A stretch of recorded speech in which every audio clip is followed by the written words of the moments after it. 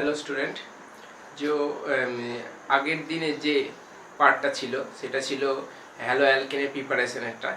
আজকে যে পার্টটা পড়াবো সেটা হচ্ছে হ্যালো অ্যালকেনের যে কেমিক্যাল রিয়াকশানগুলো আছে, মানে রাসায়নিক বিক্রিয়াগুলো। তো রাসায়নিক বিক্রিয়াগুলো পড়ার জন্য যেটা খুব ইম্পর্টেন্ট পার্ট সেটা হচ্ছে তোমার SN1 SN2 E1 E2। তো আমি তো আগের দিনই বলেছিলাম যে জিওসি পার্ট আমি একটা ক্লাস আমি করাবো। তো জিওসিটা অনেকটা ভাস্ট, জিওসিটা শুরু করলে অনেকটা সময় লাগবে, কিন্তু জিওসি হচ্ছে মেন অর্গানিক কেমিস্ট্রি ক্ষেত্রে। তো যাই হোক, তো আমি সেখানে SN1 SN2 E1 E2 সম্বন্ধে বিশদ আলোচনা করে দেবো। তো এখন যে বেসিক্যালি যে জিনিসগুলো কনসেপ্টগুলো আছে আশা করি তোমাদের আছে, তার উপর ভিত্তি করে আমি এই রিয়াকশানগুলো দেখাবো এবং কিছু কিছু যেগুলো মেকানিজম যেগুলো এইচএসের দরকার হয়, যেগুলো এক্সামে লাগে, সেই মেকানিজমগুলো আমি কিছু করে দেখাবো। প্রথমেই যেটা আছে, আচ্ছা তার আগে একটা ফিজিক্যাল প্রপার্টি, একটুখানি একটা জিনিস আমি বলে দিই। ফিজিক্যাল প্রপার্টি মাঝে মাঝে পড়ে সেই পোর্শনটা, তো সেটা হচ্ছে কি যে এইটা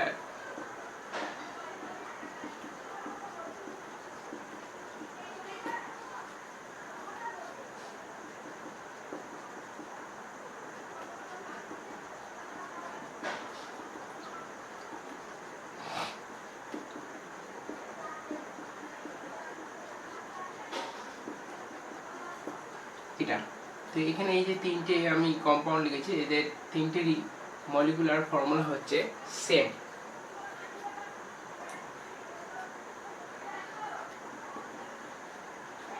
এটা মলিকুলার ফর্মুলা তিনটেরই সেম, C5H11Cl, কিন্তু এদের স্ট্রাকচারগুলো তিনটেরই ডিফারেন্ট। এবারে যেটা প্রশ্ন হচ্ছে যে এদের বয়েলিং পয়েন্ট কীরকম হবে। বয়েলিং পয়েন্ট হবে এরকম, ইনক্রিজিং অর্ডার,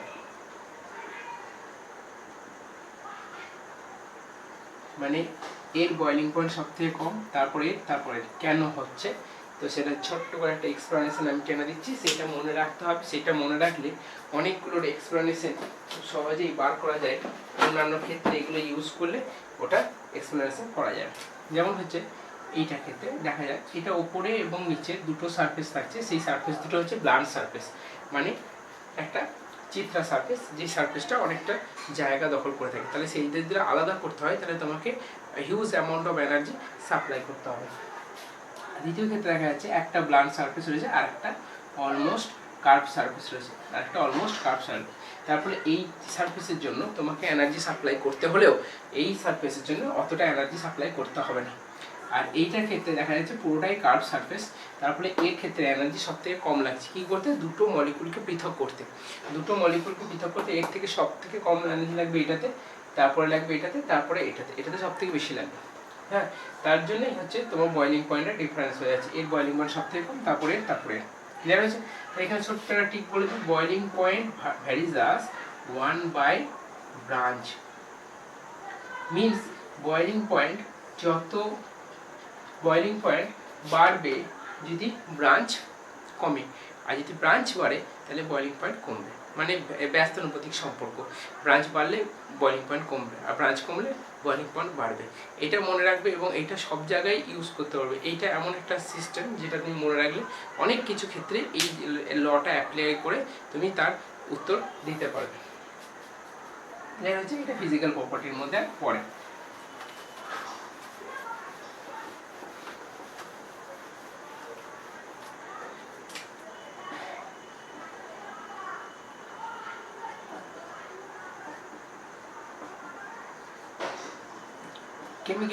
কেমিক্যাল প্রপার্টির মধ্যে যেটা প্রথমেই পড়ে সেটা হচ্ছে নিউক্লিওফিলিক সাবস্টিটিউশন রিঅ্যাকশন।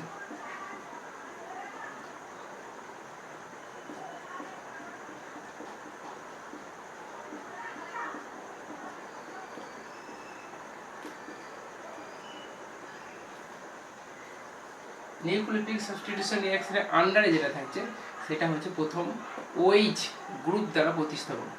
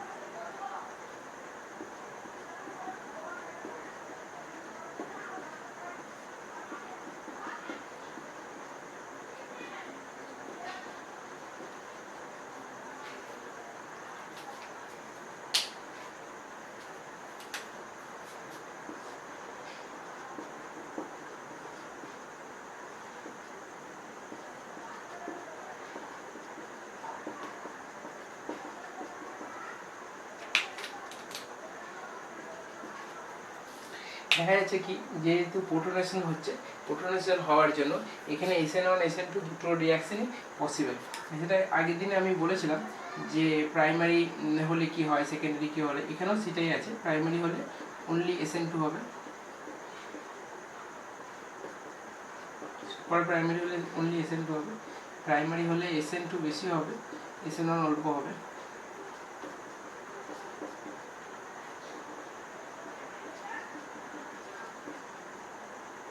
SN1 এক্ষেত্রে বেশি হবে, SN2 কম হবে।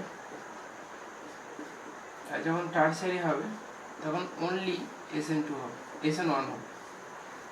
বোঝা যাচ্ছে ব্যাপারটা? মানে যত বাল্কি গ্রুপ বাড়ছে তত রেট অফ SN1 বাড়ছে, কিন্তু যত বাল্কি গ্রুপ বাড়ছে তত রেট অফ SN2 কমে যাচ্ছে।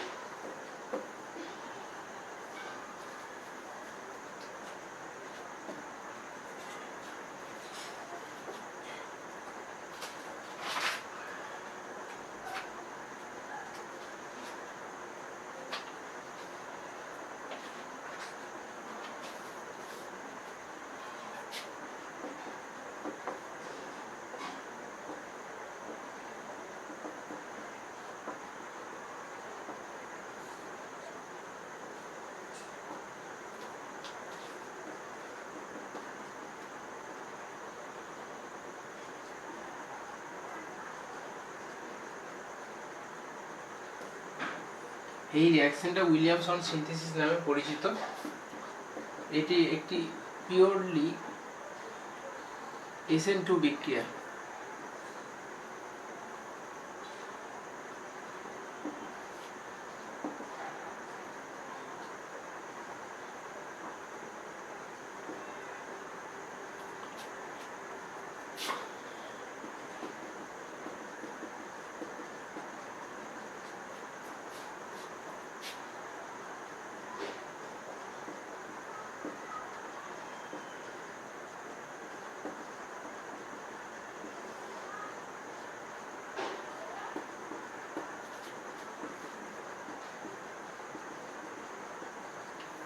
এই কারণে এখানে নোট করে রাখতে হবে, এই কারণে এই বিক্রিয়াটি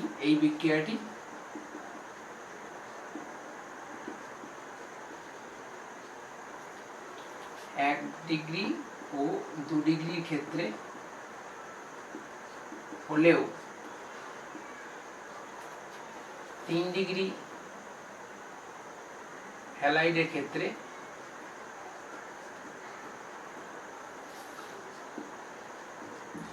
প্রযোজ্য নয়। 3 ডিগ্রি হ্যালাইড যদি ইউজ করা হয়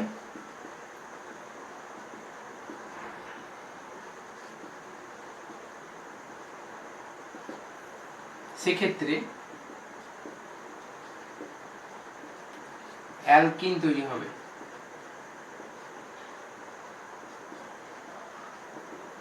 মেকানিজমটা হবে E2।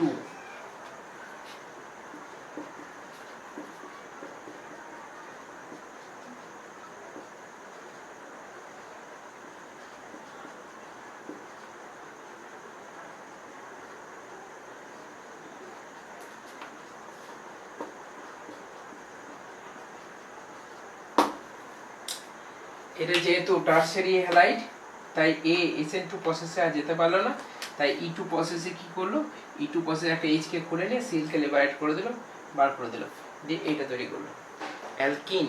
কিন্তু আমাদের টার্গেট ছিল ইথার প্রিপারেশন। এই রিঅ্যাকশনটা আবার যখন ইথার প্রিপারেশনে পড়া হবে তখন কিন্তু এই রিঅ্যাকশনটা আবার থাকবে, এবং এর এখন যতটুকু পড়লাম তার থেকেও ডিটেলস ওখানে পাওয়া যাবে।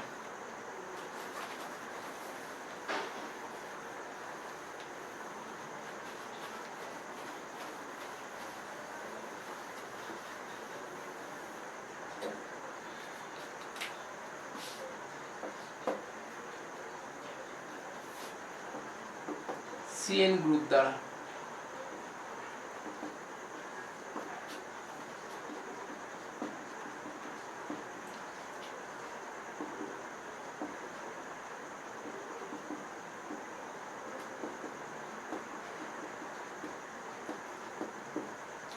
এখানে বলে রাখি KCN হলো একটি তড়িৎযোজী যৌগ,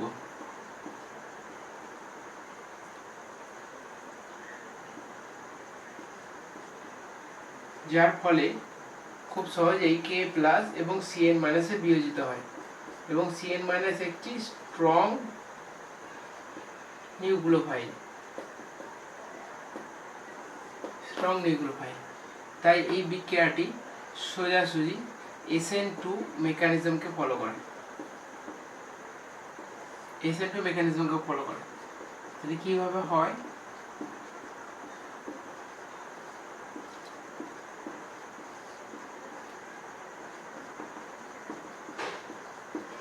এইটা SN2 মেকানিজমকে ফলো করে, ঠিক আছে। আর NC গ্রুপ দ্বারা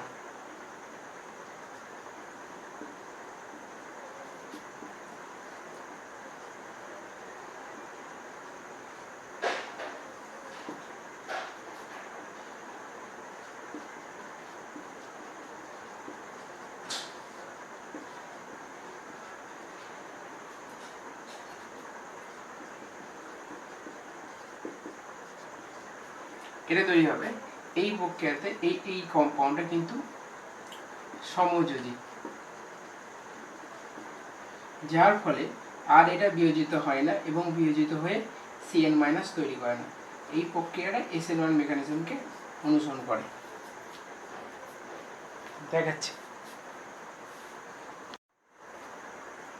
এরপরে এইখানে এই যে মেকানিজমটা আমি করে দেখালাম, একটু সময় লাগবে মেকানিজমটা মেকানিজমটা দরকার নাই, যদি কাউকে দরকার হয় তাহলে সে দেখবে।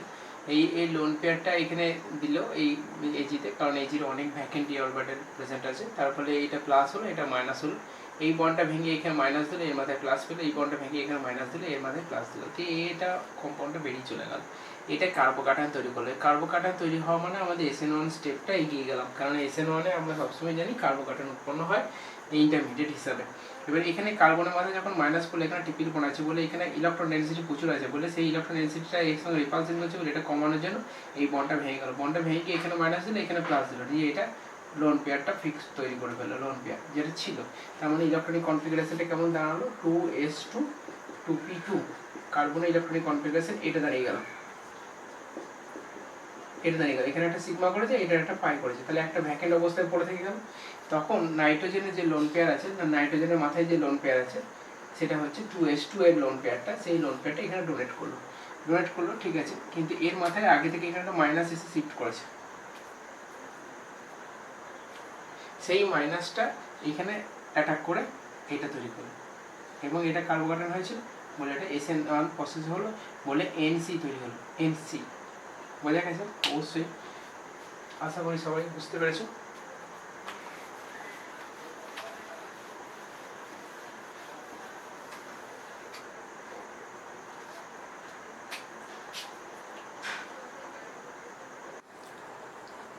তারপরে NO2 গ্রুপ দ্বারা প্রতিস্থাপন হচ্ছে। NO2 গ্রুপ দিয়ে কি হচ্ছে, এটা KNO2 দেওয়া হয়েছে, KNO2 একটা তৈজীবী যৌগ যে সহজেই বিয়োজিত হয়ে কি তৈরি করে NO2 মাইনাস, যেটি একটি স্ট্রং নিউক্লিওফাইল, এবং স্ট্রং নিউক্লিওফাইল কি করে SN2 প্রক্রিয়ার মাধ্যমে এটা তৈরি করে। তারপরে এই যে ONO গ্রুপ দ্বারা এখানে HNO2 দেওয়া আছে, HNO2 একটা সমজীবী যৌগ, HNO2 সমজীবী যৌগ হওয়ার জন্য এর প্রবলেমটা কি হচ্ছে, এ সহজে বিয়োজিত হতে পারছে না, তার জন্য SN1 মেকানিজমের সাহায্যে এই বিক্রিয়াটি সম্পন্ন হচ্ছে।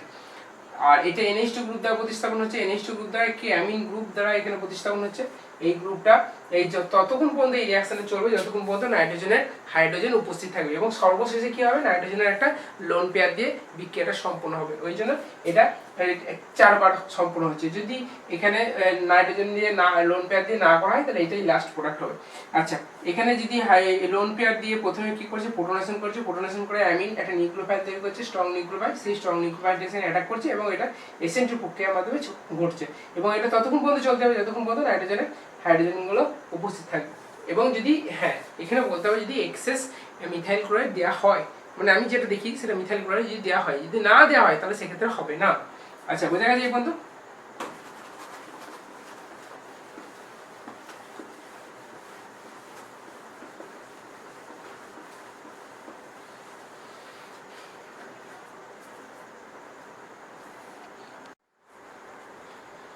দেখ, এখানে উচ্চতর অ্যালকাইন প্রস্তুতিতে ব্যবহৃত। উচ্চতর অ্যালকাইন মিন্স অ্যালকাইন মনে কর যখন বলা হবে অ্যাসিটিলিন থেকে বিউটাইন তৈরি করতে হবে, তাহলে কি করে হবে? খুব শর্ট পদ্ধতি হচ্ছে এই পদ্ধতি।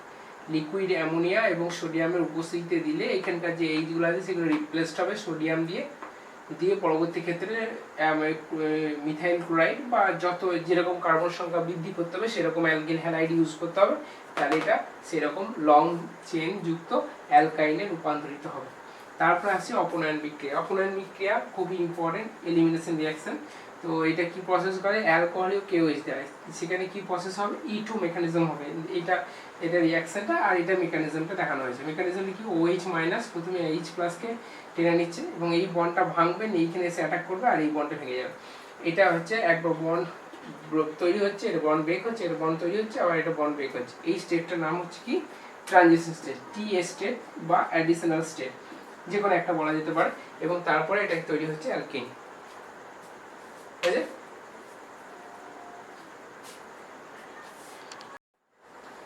দেখ এখানে আমি এটা অন্য একটা এক্সাম্পল নিয়েছি, তাকে অ্যালকোহলিক কেওএইচ দিয়েছি। দেখা যায় দুটো প্রোডাক্ট হচ্ছে, একটা মেজর একটা মাইনর। তো এখানে বিজ্ঞানী সেট জেপের একটা রুলস আছে। সেট জেপ বলেছেন যে সেই কার্বন থেকে, মানে হ্যালাইডের দুদিকে দুটো যদি কার্বন থাকে ডিফারেন্ট, তাহলে সেই কার্বন থেকে হাইড্রোজেন নির্গত করব যে কার্বনে হাইড্রোজেন সংখ্যা কম থাকবে, আর যে কার্বনে হাইড্রোজেন সংখ্যা বেশি থাকবে সেই কার্বনে হাইড্রোজেনটাকে নির্গত করব না, বা করলেও সেটা মাইনর প্রোডাক্ট হবে। যেমন এখানে হয়েছে, এখানে দেখ ভালো করে অবজার্ভ কর, এখানে দুটো হাইড্রোজেন আছে এই কার্বনে, আর এই কার্বনে তিনটে। তো এইখানে দুটো যখন আছে তখন এই দুটো কার্বন থেকে যখন হাইড্রোজেন বেরোচ্ছে তখন এটা হচ্ছে সেট জেপ, যেটা হচ্ছে মেজর প্রোডাক্ট, এবং এই দিক থেকে যখন হাইড্রোজেন বেরোচ্ছে তখন হচ্ছে মাইনর প্রোডাক্ট। কিভাবে হচ্ছে দেখা যাক না, এই OH মাইনাসটা এই Hটাকে টেনে নিচ্ছে, দিয়ে এটা তৈরি করছে ট্রানজিশন স্টেটের মাধ্যমে, এটা তৈরি হচ্ছে, আর এইখানে OHটা এইখানকার হাইড্রোজেন টেনে নিয়ে এটা তৈরি করছে। এবারে কেন আমরা এটাকে মেজর বলছি, কেন এটাকে মাইনর বলছি? কারণ আমরা এটা আগেই অনেকবারই বলেছি যে 3 ডিগ্রি হাইড্রোজেন, 2 ডিগ্রি হাইড্রোজেন আর 1 ডিগ্রি হাইড্রোজেন। তো এটা সবসময় মনে রাখতে হবে আমাদেরকে যে 3 ডিগ্রি হাইড্রোজেন বা 2 ডিগ্রি হাইড্রোজেন বা 1 ডিগ্রি হাইড্রোজেন, এটা একটা ক্রম আছে। 3 ডিগ্রি হাইড্রোজেন সব থেকে বেশি এফেক্টিভ এবং খুব সহজেই বিক্রিয়া অংশগ্রহণ করে, তারপরে 2 ডিগ্রি হাইড্রোজেন এবং সবার শেষে হচ্ছে 1 ডিগ্রি হাইড্রোজেন। এখানে যেহেতু এটা হচ্ছে 2 ডিগ্রি হাইড্রোজেন, তাহলে মোর রিঅ্যাক্টিভ, এটা 1 degree hydrogen less reactive. That's why এটা ইজিলি রিমুভ করা যায় এবং এটা থেকে যে প্রোডাক্টটা হয় সেটা মেজর প্রোডাক্ট হয়, যেটা বিজ্ঞানী সেট যে বলেছিলেন। আর এটা থেকে যে প্রোডাক্ট হয় সেই প্রোডাক্টটা হফম্যান প্রোডাক্ট, এটা মাইনর প্রোডাক্ট। ক্লিয়ার হয়েছে? এরকমভাবে অনেক এক্সাম্পল দেওয়া যেতে পারে। সেই এক্সাম্পলগুলো পরবর্তী ক্ষেত্রে যখন কোনো প্রবলেম হয় বা যদি কিছু আটকায়, তাহলে তোমরা কমেন্ট বক্সে লিখে আমাকে জানাবে, আমি অবশ্যই সলভ করে দেওয়ার চেষ্টা করব। হফম্যান বিক্রিয়াটি যদি আরও ডিটেলস বা আরও স্পেসিফিক্যালি বোঝাতে হয়, তাহলে একটা জিনিস মনে রাখতে হবে যে হফম্যান বিক্রিয়াটা বা হফম্যানের যে প্রোডাক্ট, সেটা আমরা খুব ইজিলি বলে দিই যে এটা সেট যে হলে ওটা হফম্যান হবে, কিন্তু হফম্যানের আর একটা ক্রাইটেরিয়া আছে, সেটা হচ্ছে কি যে SR3 বা NR3 বা F মাইনাসের মতো উইক যে নিউক্লিওফাইল, যেগুলো চট করে বেরোতে চায় না, সেই রকম নিউক্লিওফাইল, নিকৃষ্ট মানের নিউক্লিওফাইল যদি উপস্থিত থাকে, সেক্ষেত্রে অ্যাকর্ডিং টু হফম্যানের নীতি অনুসারে, তখন কিন্তু সেট যে কথাটা আসছে না, পুরোপুরি হফম্যান কথাটা আসছে, হফম্যানের নীতি অনুসারে যেটা আগের বারে মেজর হয়েছিল সেটা মাইনর হয়ে যাবে, আর যেটা মাইনর ছিল সেটা মেজর হয়ে যাবে। তারও একটা রিজন উনি দিচ্ছেন, বা একটা রিজন দেখানো হচ্ছে যে কি না, এইখানকার এই Hটা এটাও sp3, এটাও sp3 হাইব্রিডাইজড, তাহলে এরও আম্লিকতা যা হওয়ার কথা, এরও আম্লিকতা তাই হওয়ার কথা হাইড্রোজেনের, কিন্তু দেখা যাচ্ছে হিসাব মতো এখানে একটা প্লাস আই এফেক্ট আছে, এর একটা প্লাস আই এফেক্ট আছে, যার ফলে এর আম্লিকতা কিছুটা হলেও কমে যাচ্ছে, কিন্তু এর আম্লিকতা একই থাকছে। বুঝতে পারলাম? আবার বলছি, ভালো করে শোনো, এখানে এই প্লাস আই এফেক্ট থাকার জন্য এখানে এর আম্লিকতা অপেক্ষা কমে যাচ্ছে, রেসপেক্টিভলি মানে তুলনামূলকভাবে কমে যাচ্ছে এর অপেক্ষা, যার ফলে এইখান থেকে OH মানে যে এইখান থেকে Hটাকে লিবারেট করছিল আগেরটা ক্ষেত্রে, দিয়ে এটাকে মেজর প্রোডাক্ট করছিল, সেটা কিন্তু এবারে করবে না। এবারে কি করবে? এবারে এইটা থেকে H প্লাসকে লিবারেট করে এইটাকে মেজর প্রোডাক্ট করবে। বোঝা গেছে ব্যাপারটা? এটা কিন্তু এটাই অ্যাকচুয়ালি হফম্যান প্রোডাক্ট বা হফম্যান রুলস নামে পরিচিত, কিন্তু আমরা যখনই খুব তাড়াতাড়ি পড়ানোর চেষ্টা করি বা খুব তাড়াতাড়ি ইজিভাবে তোমাদেরকে বোঝানোর চেষ্টা করি, তখন আমরা বলি সেটজের যে প্রোডাক্ট তার অপোজিট প্রোডাক্ট যেটা মাইনর হচ্ছে সেটা হচ্ছে হফম্যান। কিন্তু অ্যাকচুয়ালি তা নয়। হফম্যান যেটা বলেছেন যে জেনারেলি যেটা আমাদের মাইনর হয় জেনারেলি, সেইটা যদি NR3 বা SR3 গ্রুপ বা F মাইনাসের মধ্যে গ্রুপ উপস্থিত থাকে তাহলে সেইটা হবে মেজর এবং অপরটা হবে মাইনর। মানে যেটা হফম্যান মেজর বলেছিলেন সেটা হবে মাইনর, আর যেটা হফম্যানের রেসপেক্টিভে মাইনর ছিল সেটা হয়ে যাবে অ্যাকর্ডিং টু মানে সেটজেবের ক্ষেত্রে যেটা ওটা মেজর ছিল সেটা হফম্যানের রেসপেক্টিভে মাইনর হয়ে যাবে, এবং সেটজেবের যেটা মাইনর ছিল হফম্যানের রেসপেক্টিভে সেটা মেজর হয়ে যাবে। ক্লিয়ার হয়েছে? আশা করি এটা ক্লিয়ার হয়েছে তোমাদের। হ্যাঁ দেখ, এখানে অপনয়ন ভার্সেস প্রতিস্থাপন এই টপিকটা পড়ানো হচ্ছে, অপনয়ন ভার্সেস প্রতিস্থাপন। তো এখানে প্রথমে যেটা চুজ করা হয়েছে সেটা 3 degree alkyl halide. 3 degree alkyl হ্যালাইডের প্রথম পোর্শনটা নেওয়া হয়েছে শক্তিশালী ক্ষারক ও নিউক্লিওফাইল। এখানে একটা ছোট্ট কথা বলে রাখি, তারপরে এই টপিকটা শুরু করব। সেটা হচ্ছে নিউক্লিওফাইল আর বেস। নিউক্লিওফাইল আর বেস এই দুটো জিনিসকে অনেকে এক ধরে নেয়, তা নয়। নিউক্লিওফাইল আর বেসের মধ্যে কি তাদের রিঅ্যাকশন মেকানিজমের কিছুটা ডিফারেন্স আছে। কি আছে ডিফারেন্সটা? ডিফারেন্স হচ্ছে যে নিউক্লিওফাইল জেনারেলি ছোট হবে, তবেই সেটা শক্তিশালী হবে। যদি নিউক্লিওফাইল আকারে বড় হয় তাহলে সেটা উইক নিউক্লিওফাইল হবে। কারণ হচ্ছে নিউক্লিওফাইলের টেন্ডেন্সি হচ্ছে কাউকে প্রতিস্থাপিত করে ভেতরে ঢুকবে। সেক্ষেত্রে ভালো করে লক্ষ্য রাখতে হবে, সেক্ষেত্রে সাইজ যত ছোট হবে তত ইজিলি পেনিট্রেট করতে পারবে বা ঢুকতে পারবে।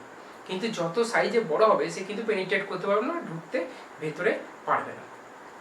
উল্টো দিকে বেসের ক্ষেত্রে চলে যায়।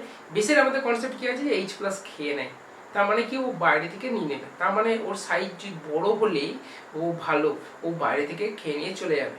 তার মানে বেসের ক্ষেত্রে যত আকারে বড় হবে তত বেটার হবে, ছোট সাইজ হলে কিন্তু সেটা নিউক্লিওফাইলে কনভার্ট হয়ে যাবে। তার মানেটা কি দাঁড়াচ্ছে যে যদি বেসটা আকারে ছোট হয় তাহলে সেটা স্ট্রং নিউক্লিওফাইল হবে, আর যদি নিউক্লিওফাইলটা আকারে বড় হয় তাহলে সেটা স্ট্রং বেস হবে। বোঝা গেল কথাটা? তার মানে বেস আর নিউক্লিওফাইলের মধ্যে ডিফারেন্স এইটুকু হচ্ছে, বেস স্ট্রং যদি হয় তাহলে সেটা E2 হবে, কারণ সেটা সাইজে বড় হবে, আর যদি নিউক্লিওফাইল স্ট্রং হয় তাহলে আকারে ছোট হবে, তার মানে সেটা SN2 হবে। তো যাই হোক, এটা আমি দেখা যাক এখানে। তো এখানে প্রথমে আছে শক্তিশালী ক্ষারক আর নিউক্লিওফাইল। তো এখানে যে OH- এখানে H+ কে প্রোটনেশন করে টেনে নিল। এবারে এখানে কেন টেনে নিল? এবারে যদি প্রশ্নটা ওঠে যে কেন এটা হচ্ছে, কারণ হচ্ছে SN2 মেকানিজমটা বেসিক্যালি কি, SN2 মেকানিজম বেসিক্যালি হচ্ছে 3 ডিগ্রি মানে কি বলে ব্যাক সাইড অ্যাটাক। এই ব্যাক সাইড অ্যাটাক যখনই হবে তখন স্টেরিক্যালি হিন্ড্রেন্স যখন হয়ে যাবে তখন কিন্তু স্ট্রং নিউক্লিওফাইল দিলেও মানে সাইজে ছোট, OH- যথেষ্ট ছোট, স্ট্রং নিউক্লিওফাইল দিলেও কিন্তু SN2 মেকানিজমকে প্রসিড করতে পারছে না, তখন E2 মেকানিজমের দিকে শিফট করবে, মানে এলিমিনেশন রিঅ্যাকশনের দিকে শিফট করবে। তার জন্য এই ক্ষেত্রে এলিমিনেশন রিঅ্যাকশন করে এই অ্যালকিন প্রোডাক্টটা তৈরি করেছে। এবারে আমি কি দিয়েছি? দুর্বল নিউক্লিওফাইল বা শক্তিশালী ক্ষারক। ঠিক আছে, এবারে দুর্বল নিউক্লিওফাইল মানে যা আকারে হয় বড় হবে, আর না হলে কি হবে, যার মাইনাস ক্যারেক্টারটা কম হবে। জল হচ্ছে খুব দুর্বল নিউক্লিওফাইল, কারণ এর সাইজ ছোট হলেও এর ইলেকট্রোডেনসিটি ক্যারেক্টারটা কম, তার ফলে স্ট্রং নিউক্লিওফাইল হতে পারছে। এবার জল মানে কি? জল H3O+ লিখে আমরা এটাকে হাইড্রোলাইসিস বলি জেনারেলি। তো হাইড্রোলাইসিস মানে কি H+ আর OH- আধিক্য যথেষ্ট পরিমাণ। তো প্রথমে H+ এখানে আমি দিয়ে দেখিয়েছি কি, এখানে প্রোটনেশন করছে, প্রোটনেশন করার পরে এটা তৈরি হয়েছে একটা HCl গ্রুপ, যেটা খুব গুড লিভিং গ্রুপ হওয়ার পরে এখানে কি তৈরি করেছে, এখানে কার্বোক্যাটায়ন তৈরি করেছে, এখানে একটা কার্বোক্যাটায়ন তৈরি করেছে, ইন্টারমিডিয়েট হিসেবে একটা কার্বোক্যাটায়ন তৈরি। এবারে OH- এর কাছে দুটো প্রবাবিলিটি রয়েছে, কি কি হতে পারে? এক, OH- এইখান থেকে H-টাকে খুলে নিয়ে চলে যেতে পারে, তাহলে কি হবে E1 প্রোডাক্ট হবে। আবার OH- ডাইরেক্ট এখানে ঢুকে যেতে পারে, যদি ডাইরেক্ট ঢুকে যায় তাহলে SN1 প্রোডাক্ট হবে, এখানে স্যাচুরেটেড হয়েছে। আর যদি এখান থেকে OH- এক দূর থেকে H খুলে নিয়ে চলে যায় তাহলে E1 প্রোডাক্ট হবে, এটা আনস্যাচুরেটেড প্রোডাক্ট। এবার এখানে মনে রাখতে হবে যে এই দুটোর মধ্যে কোনটা বেশি আমার কাছে অ্যাপ্রোপ্রিয়েট বা কোনটা গ্রহণযোগ্য।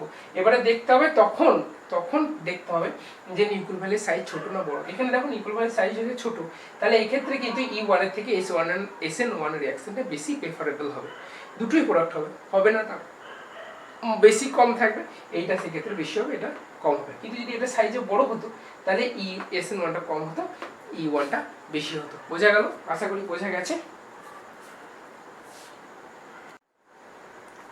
এখানে প্রাইমারি অ্যালকোহল নিয়ে কাজ হয়েছে। আগেরটা ছিল 3 ডিগ্রি অ্যালকোহল, এবারে primary alkyl halide. Primary alkyl হ্যালাইডে প্রথমেই যেটা দেওয়া হয়েছে কন্ডিশন শক্তিশালী নিউক্লিওফাইল ও ক্ষারক। ঠিক আছে, শক্তিশালী নিউক্লিওফাইল ক্ষারকের পাশে ছোট্ট একটা ওয়ার্ড লেখা আছে প্রোটিক সলভেন্ট। প্রোটিক সলভেন্ট আর অ্যাপ্রোটিক সলভেন্ট দু রকমের হয়। প্রোটিক সলভেন্ট মানে যে সলভেন্ট বা দ্রাবকরা জলে বিয়োজিত হয়ে প্রচুর পরিমাণে H+ নির্গত করে, আর অ্যাপ্রোটিক মানে যে দ্রাবকরা জলে বিয়োজিত হয়ে H+ নির্গত করতে পারে না। এই দু রকম ধরনের আমাদের কাছে সলভেন্ট হয়। প্রোটিক সলভেন্ট দু রকম, প্রোটিক পোলার সলভেন্ট, প্রোটিক অ্যাপ্রোটিক পোলার সলভেন্ট দু রকম হয়। যারা H+ প্রডিউস করে তারা পোলার প্রোটিক, আর যারা H+ প্রডিউস করে না কিন্তু অন্যান্য পজিটিভ ক্যারেক্টার সম্পন্ন কোনো প্রডিউস করে তাদেরকে বলা হয় পোলার অ্যাপ্রোটিক। তো যাই হোক, আমি পোলার প্রোটিক যদি নিই তাহলে যেমন অ্যাকোয়াস মানে হচ্ছে জলীয় মাধ্যম। জলীয় মাধ্যম মানে H+ প্রচুর পরিমাণে প্রডিউস করবে, সেই H+ দিয়ে প্রোটনেশনের মাধ্যমে এই বিক্রিয়াটা কমপ্লিট হবে। ঠিক আছে, আর যদি অ্যাপ্রোটিক বা পার্শিয়াল নেওয়া হয় যেমন অ্যালকোহল কিন্তু টোটালি H+ প্রডিউস করবে না তা নয়, কিন্তু মিডিয়ামটা অনেক অল্প করবে, তার ফলে এটা কি হয়ে যাবে E2 মেকানিজম হবে। ক্লিয়ার হয়েছে? এরপরে গিয়ে শক্তিশালী এবং আকারে বড় নিউক্লিওফাইলটা শক্তিশালী, কিন্তু যেহেতু আকারে বড় তাহলে এর ক্যারেক্টারটা হয়ে যাবে বেসিক নেচারের, মানে বেসের মতো ক্যারেক্টার হয়ে যাবে।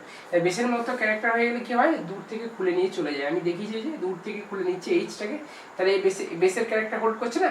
যখনই H+ গ্রহণ করে অ্যাকর্ডিং টু ব্রনস্টেড-লাউরি প্রিন্সিপাল কি বলেছিলেন তারা বলেছিলেন যে যারা H+ গ্রহণ করবে জলীয় মাধ্যমে বা অ্যাকোয়াস মিডিয়ামে তাদেরকে আমরা কি বলবো, বেস বলবো। এবং অ্যাকর্ডিং টু ব্রনস্টেড-লাউরি তাহলে এই লোকটা H+ গ্রহণ করে যাবে কি বেসিক নেচার হোল্ড করছে, এর নিউক্লিওফাইল ক্যারেক্টার থাকা সত্ত্বেও এ বেসিক নেচার হোল্ড করছে। কেন হোল্ড করছে? সাইজে বড় হওয়ার জন্য, যেটা আমি প্রথমেই বলছিলাম।